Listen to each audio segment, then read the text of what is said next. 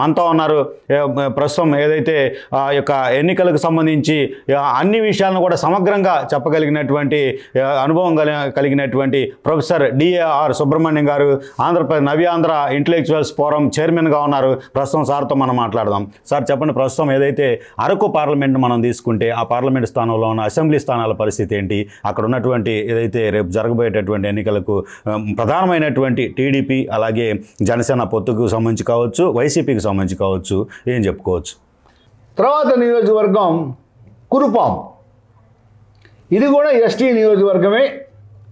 ఈ నియోజకవర్గంలో కురుపాం, గుమ్మలక్ష్మీపురం, జిఎమ్మ వలస, కోమరాడ, గురుగుబల్లి మండలాలు ఉన్నాయి. ఇక్కడ కూడా సుమారు 1,85,000 ఓట్లు ఉన్నాయి.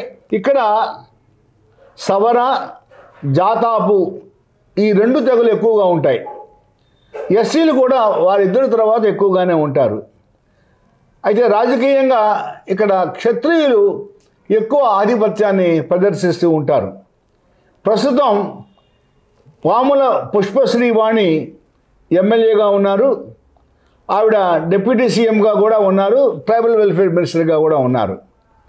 2009 డీలిమిటేషన్లో వచ్చిన ఈ నియోజకవర్గం ఇది కూడా ఈ 3 ఎన్నికల్లో 2009, 14, 19 మూడింటిలో కూడా టీడీపీ గెలవల.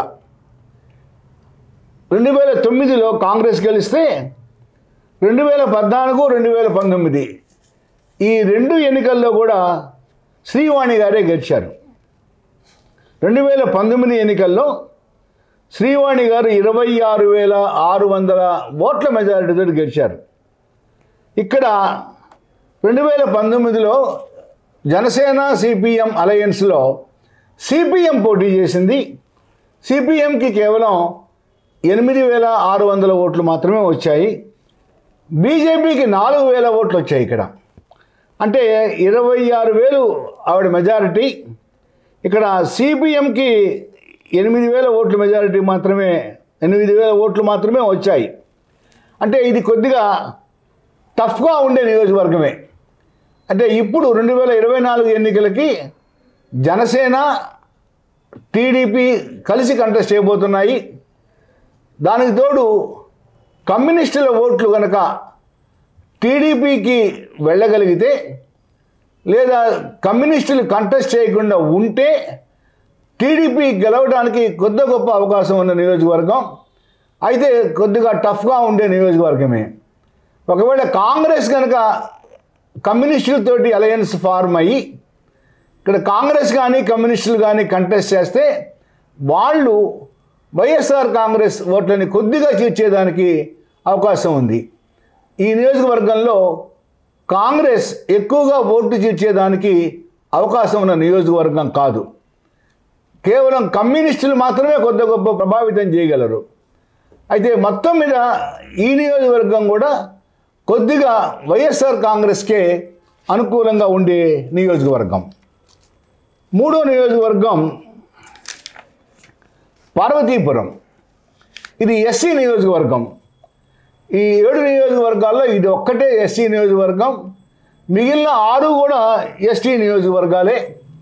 ప్రస్తుతం అలజంగి జోగారావు గారు ఈ నియోజకవర్గానికి ఎమ్మెల్యేగా ఉన్నారు. ఇది 1991లో వచ్చింది డీలిమిటేషన్లో. 1,82,000 మంది ఓటర్లు ఉన్నారు. పార్వతీపురం, సీతానగరం, బాలాజీపేట 3 మండలాలు మాత్రమే ఈ పార్వతీపురం నియోజకవర్గంలో ఉన్నాయి. ఇది 2009కి ముందు ఇది జనరల్ సీట్. 2009 తర్వాత ఎస్సీ సీట్ అయింది. ఎస్సీ మాదిగ, కొప్పుల వెలమ, తూర్పు కాపు కులాలు ఇక్కడ డామినెంట్గా ఉంటాయి. టీడీపీ వచ్చిన తర్వాత మొత్తం 9 ఎన్నికలు జరిగాయి. ఈ 9 ఎన్నికల్లో 5 సార్లు టీడీపీ గెలిచింది. 1983, 85, 89, 94, 2014 5 సార్లు టీడీపీ గెలిస్తే కాంగ్రెస్ 3 సార్లు, వైసీపీ 1 సారి మాత్రమే గెలిచింది. 2014లో కూడా వైసీపీ ఇక్కడ గెలవల. 2019లో మాత్రం ఒక్కసారి గెలిచింది. 2009లో కాంగ్రెస్ గెలిచింది. 2014లో టీడీపీ గెలిచింది ఎలియన్స్లో ఉన్న ఎలక్షన్లలో. అప్పుడు టీడీపీకి వచ్చిన మెజారిటీ కేవలం 6,000 మాత్రమే. 2019లో వైసీపీకి 24,000 ఓట్లు మెజారిటీ వచ్చింది. ఇక్కడ గమనించవలసింది ఏమిటంటే 2009లో ప్రజారాజ్యానికి 9% ఓట్లు వచ్చినాయి ఇక్కడ. అంటే ఇక్కడ కొద్ది గొప్ప జనసేన ప్రజారాజ్యం ఈ పార్టీలకి కాస్త ఫుటింగ్ ఉన్న నియోజకవర్గం. అలానే 2019లో కూడా జనసేన విడిగా పోటీ చేసినప్పుడు కూడా సుమారు 5% ఓట్లు ఇక్కడ వచ్చినాయి. కాబట్టి ఇది టీడీపీకి కొద్దిగా అనుకూలంగా ఉండే సీటు. కాబట్టి వైసీపీ సీటు నిలబెట్టుకోవాలంటే మాత్రం చాలా కష్టపడవలసి ఉంటుంది. ఎంత కష్టపడ్డా కూడా కొద్దిగా మొగ్గు